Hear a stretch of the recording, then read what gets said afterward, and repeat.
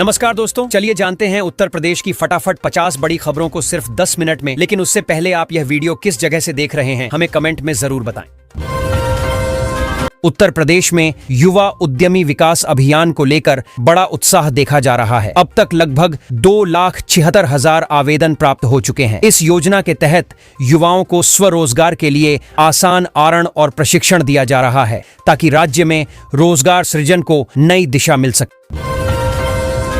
गन्ना विभाग ने इस बार किसानों के लिए बड़ा लक्ष्य तय किया है। विभाग ने गन्ने की बुवाई के लिए 4.61 लाख बड़ पौध लगाने की तैयारी की है। इसका मकसद गन्ना उत्पादन बढ़ाकर किसानों की आमदनी में सुधार करना है। साथ ही विभाग किसानों को आधुनिक तकनीक से बुवाई करने के लिए प्रेरित कर रहा है। पश्चिमी उत्तर प्रदेश के जिलों में अगले कुछ दिनों तक सुबह के समय घना कोहरा छाने की चेतावनी जारी की गई है। मौसम विभाग ने लोगों को वाहन चलाते समय सतर्क रहने की सलाह दी है। दिन के तापमान में हल्की गिरावट और रात में ठंडक बढ़ने के संकेत मिल रहे हैं। लखनऊ से बड़ी खबर है कि मुख्यमंत्री ने राज्य की विकास परियोजनाओं की प्रगति रिपोर्ट की समीक्षा की। उन्होंने अधिकारियों को निर्देश दिया कि सभी अधूरे प्रोजेक्ट तय समय सीमा में पूरे किए जाएं। विशेष रूप से सड़क, बिजली और सिंचाई परियोजनाओं की गति को और तेज करने पर बल दिया गया है। वाराणसी में प्रधानमंत्री नरेंद्र मोदी के संभावित दौरे को लेकर सुरक्षा एजेंसियों ने तैयारी तेज कर दी है। प्रशासन ने सुरक्षा व्यवस्था की समीक्षा की और पुलिस अधिकारियों को अतिरिक्त सतर्कता बरतने के निर्देश दिए हैं। माना जा रहा है कि पीएम का यह दौरा कई विकास योजनाओं के शिलान्यास से जुड़ा हो सकता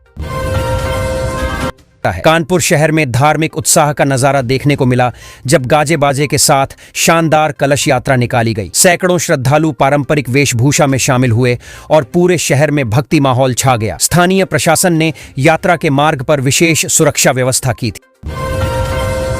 चित्रकूट में एक बोलेरो की टक्कर से बिजली का खंभा टूट गया, जिसके चलते पूरे इलाके में करीब 15 घंटे तक बिजली गुल रही। इस दौरान लोगों को भारी परेशानी झेलनी पड़ी। विभागीय अधिकारी मौके पर पहुंचे और देर रात तक मरम्मत का कार्य जारी रहा। प्रयागराज में किसानों के पंजीकरण की प्रक्रिया धीमी चल रही है। इस वजह से प्रशासन ने अब विशेष कैंप लगाकर फार्मर रजिस्ट्री को तेज करने का निर्णय लिया है।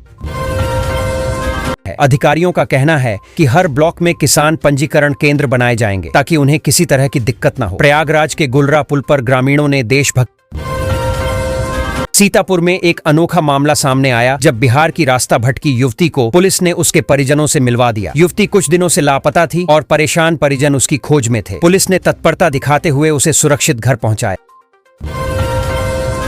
झांसी में सास बहू का झगड़ा इतना बढ़ गया कि मामला थाने पहुंच गया। दोनों पक्षों ने एक दूसरे पर मारपीट का आरोप लगाया। पुलिस ने बीच बचाव कर समझौते का प्रयास किया, लेकिन घरेलू विवाद का यह मामला पूरे इलाके में चर्चा का विषय बन गया। मुजफ्फरनगर में एक छात्र ने फॉर्म रिजेक्ट होने से निराश होकर आत्मदाह का प्रयास किया। समय रहते लोगों ने उसे बचा लिया और अस्पताल पहुंचाया। छात्र ने कहा कि आवेदन अस्वीकार होने से उसका करियर बर्बाद हो गया। घटना ने शिक्षा व्यवस्था पर सवाल खड़े कर दिए हैं। राज्य में नकली डिग्री रैकेट के खिलाफ ईडी की बड़ी कार्रवाई हुई है। एजेंसी ने 16 ठिकानों पर छापेमारी की, जिसमें कई अहम दस्तावेज और नकली सर्टिफिकेट मिले हैं। जांच एजेंसी ने कुछ संदिग्धों को पूछताछ के लिए हिरासत में लिया है। मामला अब बड़ा रूप ले सकता है। इलाहाबाद हाई कोर्ट ने एक अहम आदेश में दलित महिला को दिया गया मुआवजा लौटाने का निर्देश दिया। कोर्ट ने कहा कि जांच में अनियमितता पाई गई है। प्रशासन से पूरे प्रकरण की विस्तृत रिपोर्ट मांगी गई है ताकि जिम्मेदार अधिकारियों पर कार्रवाई की जा सके। महोबा में संत रविदास की मूर्ति तोड़े जाने से तनाव फैल गया। स्थानीय लोग विरोध में सड़कों पर उतर आए और प्रशासन से सख्त कार्रवाई की मांग की। पुलिस ने इलाके में अतिरिक्त बल तैनात किया और माहौल को शांत कराने की कोशिशें जारी हैं। लखनऊ में पेट्रोल डीजल की कीमतों में मामूली उतार चढ़ाव के बाद स्थिरता बनी हुई है। फिलहाल पेट्रोल 94 रुपए 80 पैसे और डीजल 97 रुपए 60 पैसे प्रति लीटर के आसपास बिक रहा है। सरकार ने राहत दी है कि फिलहाल टैक्स दरों में कोई नया बदलाव नहीं किया जाए। कानपुर देहात में स्थानीय निकाय चुनावों की सरगर्मी तेज हो गई है। राजनीतिक दलों ने प्रचार अभियान शुरू कर दिया है। गांव-गांव सभाएं और जनसंपर्क कार्यक्रम हो रहे हैं। उम्मीदवार मतदाताओं से वादे कर रहे हैं। वहीं प्रशासन शांतिपूर्ण मतदान की तैयारी में जुटा है। गोंडा में प्रशासन ने भूमाफियाओं के खिलाफ बड़ी कार्रवाई की। अवैध कब्जों को हटाने के लिए बुलडोजर चलाए गए और कई बेशकीमती जमीनें मुक्त कराई गईं। जिलाधिकारी ने कहा कि किसी भी कीमत पर अवैध निर्माण बख्शे नहीं जाएंगे। जनता ने इस कदम का स्वागत किया। शिक्षा विभाग ने यूपी बोर्ड परीक्षाओं के फॉर्म भरने की अंतिम तिथि में बदलाव किया है। अब छात्र नए समय सीमा के भीतर आवेदन कर सकेंगे। स्कूलों को निर्देश दिए गए हैं कि सभी छात्रों का डेटा समय पर पोर्टल पर अपलोड करें ताकि कोई वंचित न रहे। बुंदेलखंड एक्सप्रेसवे पर तेज रफ्तार वाहनों की चेकिंग अभियान चलाया गया। पुलिस ने कई वाहनों के चालान काटे और नियमों का पालन न करने वालों पर कार्रवाई की। इस कदम का उद्देश्य सड़क सुरक्षा बढ़ाना और दुर्घटनाओं में कमी लाना है। उत्तर प्रदेश सरकार ने श्रमिकों की बेटियों के लिए नई योजना शुरू की है। अब शादी पर लाखों रुपए की आर्थिक मदद दी जाएगी। बस इसके लिए सालाना केवल 20 रुपए का अंशदान करना होगा। इस योजना से हजारों परिवारों को राहत मिलने की उम्मीद है। योगी सरकार ने इसे बड़ी राहत बताया है। यूपी में स्कॉलरशिप पोर्टल फिर से खोला जाएगा। करीब 3 लाख से अधिक छात्र पहले आवेदन नहीं कर पाए थे। अब उन्हें दोबारा मौका मिलेगा। सरकार ने कहा है कि सभी पात्र विद्यार्थियों को समय पर छात्रवृत्ति दी जाएगी। आवेदन प्रक्रिया इस सप्ताह के भीतर शुरू होने की संभावना है। राज्य में स्मार्ट प्रीपेड मीटरों की कीमत घट सकती है। फिलहाल बिजली विभाग दोगुनी कीमत पर इन्हें बेच रहा है। सरकार इस पर पुनर्विचार कर रही है ताकि आम उपभोक्ताओं को राहत दी जा सके। सूत्रों के अनुसार नए रेट तय होने पर बड़ी संख्या में मीटर बदले जाएंगे। उत्तर प्रदेश में एक और बड़ी भर्ती की तैयारी है। होमगार्ड विभाग में 45,000 पद खाली हैं। सरकार जल्द भर्ती प्रक्रिया शुरू करेगी। विभागीय सूत्रों के मुताबिक नोटिफिकेशन नवंबर के अंत तक जारी किया जा सकता है। इससे युवाओं को बड़ी संख्या में रोजगार मिलने की संभावना है। गवर्नमेंट प्रेस में ग्रुप सी के 1,500 पदों पर भर्ती होगी। सरकार ने मंजूरी दे दी है और प्रक्रिया जल्द शुरू होगी। भर्ती पारदर्शी तरीके से ऑनलाइन की जाएगी। इससे राज्य के तकनीकी और प्रशासनिक क्षेत्र में युवाओं को अच्छे अवसर मिलेंगे। परीक्षाओं की तैयारी में तेजी देखी जा रही है। आयुष विश्वविद्यालय की पैथोलॉजी में अब न्यूनतम शुल्क पर 100 से अधिक जांचें की जा सकेंगी। विश्वविद्यालय प्रशासन ने इसकी तैयारी पूरी कर ली है। इस सुविधा से आम लोगों को काफी राहत मिलेगी। गरीब मरीज अब सस्ती जांच करवाकर इलाज आसानी से करा सकेंगे। हरदोई में श्रद्धालुओं को ले जा रही ट्रैक्टर ट्रॉली पलट गई, जिसमें 14 लोग घायल हो गए। सभी लोग धार्मिक स्थल से लौट रहे थे। हादसे के बाद स्थानीय लोगों ने घायलों को अस्पताल पहुंचाया। प्रशासन ने मौके पर राहत कार्य शुरू किया और घटना की जांच के आदेश दिए। गाजियाबाद में सड़कों के गड्ढों और स्पीड ब्रेकरों की वजह से कमर दर्द के मरीजों की संख्या बढ़ रही है। अक्टूबर में 490 से ज्यादा मरीज अस्पताल पहुंचे। डॉक्टरों ने कहा कि सड़क की स्थिति स्वास्थ्य पर गंभीर असर डाल रही है। नगर निगम को जल्द सुधार करना चाहिए। उत्तर प्रदेश पुलिस ने 100 गैंगस्टरों की लिस्ट तैयार की है। इन पर सख्त कार्रवाई की तैयारी चल रही है। कई बड़े अपराधी अब भी फरार हैं। पुलिस ने बताया कि गैंगवार को खत्म करने के लिए यह मिशन चलाया जा रहा है। जल्द ही कई नाम सामने आएंगे। प्रयागराज में 50,000 के इनामी गौतस्कर को पुलिस ने गिरफ्तार किया है। लंबे समय से इसकी तलाश चल रही थी। पुलिस ने बताया कि आरोपी पर कई राज्यों में मुकदमे दर्ज हैं। गिरफ्तारी के बाद पूछताछ में कई अहम सुराग मिले हैं, जिनसे और कार्रवाई हो सकती है। तालाब की जमीन पर बने केम हाउस और केम इंडिया के ध्वस्तीकरण के आदेश जारी हुए हैं। प्रशासन ने स्पष्ट कहा कि सरकारी भूमि पर अवैध निर्माण बर्दाश्त नहीं होगा। अधिकारियों ने जल्द कार्रवाई करने के निर्देश दिए हैं। इलाके में नोटिस चस्पा कर दिया गया। राजधानी लखनऊ में सस्ते फ्लैट्स खरीदने वालों के लिए अच्छी खबर है। हाउसिंग बोर्ड ने 15% तक की छूट देने का ऑफर निकाला है। यानी अगर किसी को 20 लाख रुपए का फ्लैट लेना है तो उसे 3 लाख रुपए तक का फायदा मिलेगा। लोग अब आवेदन करने में जुट गए हैं।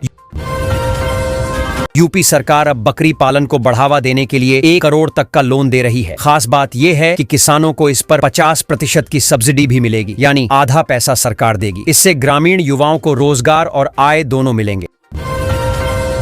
राज्य सरकार की electric vehicle policy EV policy भी चर्चा में है। अब यूपी में इलेक्ट्रिक गाड़ियों पर 100% टैक्स माफ कर दिया गया है। इसका सीधा फायदा आम लोगों और कंपनियों दोनों को मिलेगा। सरकार चाहती है कि सड़कों पर पेट्रोल डीजल के बजाय ज्यादा से ज्यादा ई वाहन दौड़ें। खेतीबाड़ी से जुड़ी एक अहम खबर यह है कि सरकार ने खाद की कमी की शिकायतों की जांच के लिए टीमों को जिलों में भेजा है। किसानों ने बताया कि कई जगह उर्वरक समय पर नहीं मिल पा रहा था। सरकार ने सख्ती दिखाते हुए अफसरों को मौके पर जाकर रिपोर्ट देने को कहा है। लोगों ने शिकायत की है कि स्मार्ट मीटर लगने के बाद बिजली के बिल पहले से ज्यादा आ रहे हैं। उपभोक्ता हैरान हैं कि आखिर ये स्मार्ट सिस्टम महंगा कैसे पड़ गया। ऊर्जा विभाग ने जांच कराने का आश्वासन दिया है। योगी सरकार ने बेटियों के लिए महिला सुरक्षा सहायता के तहत बड़ा तोहफा दिया है। सिर्फ 20 रुपए जमा करने पर 1 लाख रुपए की आर्थिक सहायता मिलेगी, मदद मिलेगी। मतलब अगर किसी बेटी के साथ हादसा या समस्या होती है तो परिवार को 1 लाख रुपए तक की राहत मिलेगी। लखीमपुर में अब यातायात की बड़ी समस्या दूर होने जा रही है। 18 करोड़ रुपए की लागत से 36 मीटर लंबा ओवरब्रिज बनाया जाएगा। इससे जाम से राहत मिलेगी और रोजाना हजारों वाहनों की आवाजाही आसान हो जाएगी। काम जल्दी शुरू करने के निर्देश मिल चुके हैं। वाराणसी में आज खास नजारा देखने को मिला। मुख्यमंत्री योगी आदित्यनाथ ने प्रधानमंत्री नरेंद्र मोदी का स्वागत किया। पीएम मोदी यहां कई परियोजनाओं का उद्घाटन करने पहुंचे थे। इस दौरान लोगों की भारी भीड़ उमड़ी और जय श्री राम व मोदी योगी जिंदाबाद के नारे गूंजे। काशी में पीएम मोदी ने एक साथ 4 नई वंदे भारत ट्रेनों को हरी झंडी दिखाई। इन ट्रेनों के चलने से दिल्ली, लखनऊ, प्रयागराज और गोरखपुर के बीच यात्रा का समय कम हो जाएगा। मोदी ने कहा कि आधुनिक रेल भारत के विकास की रफ्तार को और बढ़ाएगी। लखनऊ में अखिलेश यादव ने सरकार पर सीधा हमला बोला। उन्होंने कहा कि अब सिर्फ सपा सरकार ही विकल्प है। उन्होंने आरोप लगाया कि मौजूदा सरकार ने जनता को महंगाई, बेरोजगारी और भ्रष्टाचार से जूझने के लिए छोड़ दिया है। सभा में बड़ी संख्या में समर्थक मौजूद रहे। लखनऊ में ही एलडीए का बुलडोजर एक्शन भी सुर्खियों में है। अवैध इमारतों को सील किया गया। अधिकारियों ने कहा कि बिना मंजूरी के बनाए गए निर्माणों पर सख्ती जारी रहेगी। लोगों को चेतावनी दी गई है कि नक्शा पास कराकर ही निर्माण कराएं। सुल्तानपुर से खबर है कि शिकायत के बाद एक अवैध क्लिनिक को सील कर दिया गया। बताया जा रहा है कि डॉक्टर बिना लाइसेंस के इलाज कर रहा था। स्वास्थ्य विभाग ने जांच में कई खामियां पाई हैं। प्रशासन ने ऐसे फर्जी क्लिनिकों पर सख्त कार्रवाई के निर्देश दिए हैं। महोबा जिले में संत रविदास की प्रतिमा तोड़े जाने के बाद माहौल तनावपूर्ण हो गया। पुलिस ने तुरंत मौके पर पहुंचकर हालात संभाले। गांवों में एहतियातन फोर्स तैनात की गई है। प्रशासन ने कहा है कि दोषियों को किसी भी सूरत में छोड़ा नहीं जाएगा। अलीगढ़ में अब कार्यक्रमों और समारोहों के लिए ई-बसें किराए पर उपलब्ध कराई जाएंगी। नगर निगम ने ये नई सुविधा शुरू की है। शादी, स्कूल टूर या किसी समारोह के लिए लोग अब साफ सुथरी इलेक्ट्रिक बस बुक कर सकेंगे। इससे प्रदूषण भी कम होगा। कानून व्यवस्था के मोर्चे पर योगी सरकार ने फिर सख्ती दिखाई है। राज्य भर में 100 से ज्यादा गैंगस्टरों की लिस्ट तैयार की गई है और इन पर कार्रवाई शुरू हो गई है। प्रशासन का कहना है कि अपराधियों के खिलाफ जीरो टॉलरेंस की नीति जारी रहेगी। चुनाव आयोग ने मतदाता सूची में नामों के सत्यापन का बड़ा अभियान शुरू किया है। इसमें हर जिले के अधिकारी घर घर जाकर जांच करेंगे कि किसी का नाम गलत तो नहीं है। इससे फर्जी वोटिंग पर रोक लगेगी और चुनावी प्रक्रिया और पारदर्शी बनेगी। शिक्षा विभाग की तरफ से बड़ा अपडेट आया है। यूपी बोर्ड की परीक्षाएं अब जीपीएस आधारित सेंटरों पर होंगी। 1,40,000 छात्रों के परीक्षा केंद्रों की निगरानी सैटेलाइट से होगी। इसका मकसद नकल रोकना और परीक्षा प्रक्रिया को पूरी तरह डिजिटल बनाना है। इलाहाबाद हाईकोर्ट ने एक ऐतिहासिक फैसला दिया है। अदालत ने कहा कि ट्रांसजेंडर व्यक्तियों को अधिकारों से वंचित करना अवैध है। अब सरकारी संस्थाओं को भी उन्हें समान अवसर देने होंगे। ये फैसला समाज में समानता की दिशा में बड़ा कदम माना जा रहा है। अयोध्या से खबर है, जनकपुर से राम मंदिर के लिए झंडा लेकर मेहमान पहुंचे हैं। ये प्रतीकात्मक यात्रा नेपाल से शुरू हुई थी। लोग इसे जनकपुर अयोध्या की राम जानकी एकता यात्रा कह रहे हैं। पूरे मार्ग में धार्मिक उत्साह देखने को मिला। लखनऊ में महिला सशक्तिकरण पर हुई बैठक में माइक्रो फाइनेंस को बढ़ावा देने पर चर्चा हुई। सरकार ने कहा कि छोटे कर्ज से महिलाएं आत्मनिर्भर बन सकती हैं। महिलाओं को छोटे उद्योगों और स्वरोजगार से जोड़ने के लिए नई नीतियां लाई जा रही हैं। अलीगढ़ में फर्जी सर्टिफिकेट रैकेट का भंडाफोड़ हुआ है। पुलिस ने 2 लोगों को गिरफ्तार किया है जो नकली डिग्रियां बनाकर बेच रहे थे। कई दस्तावेज जब्त हुए हैं। अधिकारियों का कहना है कि अब पूरे नेटवर्क की जांच की जाएगी। रेलवे कार्यक्रम में प्रधानमंत्री मोदी, मुख्यमंत्री योगी आदित्यनाथ, रेल मंत्री अश्विनी वैष्णव और राज्यपाल आनंदीबेन पटेल एक साथ मंच पर दिखे। इस मौके पर कई नई परियोजनाओं की शुरुआत हुई। पीएम ने कहा, रेलवे विकास, रोजगार और जनसेवा का प्रतीक है।